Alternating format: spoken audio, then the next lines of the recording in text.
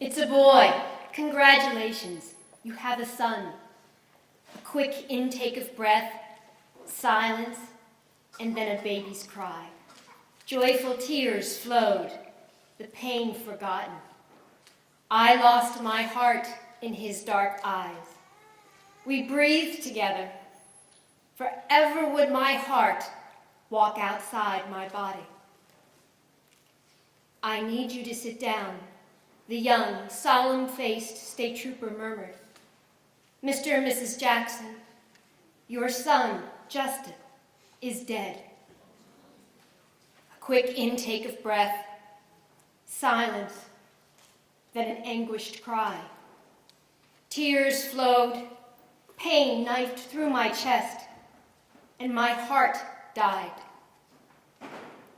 A deep azure sky, endless waves of wheat, and hundreds of small purple thistles nodding their heads in the wind greeted us as we pulled off the interstate.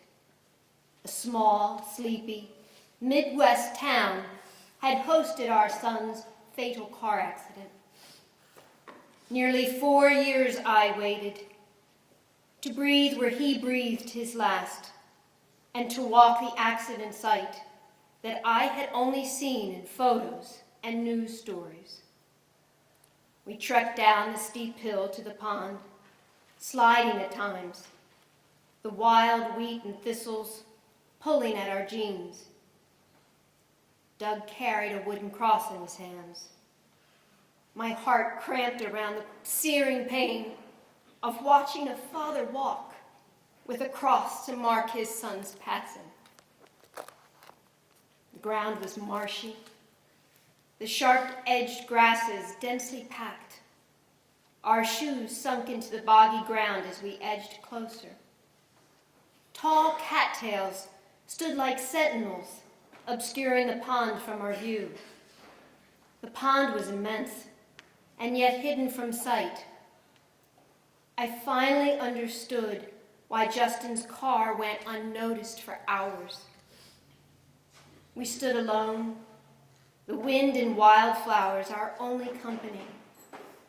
I had thought that maybe the accident would replay in my head, that God would let me see it unfold, to see how the car flipped and landed upside down in the pond. I thought that I would hear the tires screech, hear the roof hit the water, but I didn't. And kneeling there, the knees of my jeans wet and muddy, I felt all desire to know the details drain away. In the stillness, I heard the birds, the hum of bees, and the wind, that wild, untamed wind that made the flowers dance and cattails sway. I couldn't have created a more beautiful memorial garden. There was no sense of a spirit at unrest. His ghost does not haunt that pond. That ground has been forever hallowed by his passing.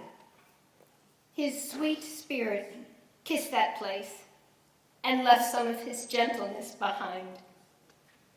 We walked sacred ground that day. I lingered at the water's edge and laid purple thistles on his cross. The thistle is an ancient Celtic symbol of nobility. It also represents survival, as it will flourish where other plants cannot grow. I breathed deep, filling my lungs with the same air that Justin had last breathed. I felt my heart beat, sustaining a life so foreign and unrecognizable without him. Tears streamed down my face, soaking the ground, leaving a part of me to mingle there with the essence of my son. It was wrenching to turn our backs and leave. The summer sun had wrapped our tense muscles in a warm hug, and there was a protective hovering in the wind. I let my fingers touch the wildflowers as we walked, willing my body to make a memory. And there in that place of wind and wheat, I heard our gentle son say, "You are survivors, Mom and Dad. Survivors, just like the thistle."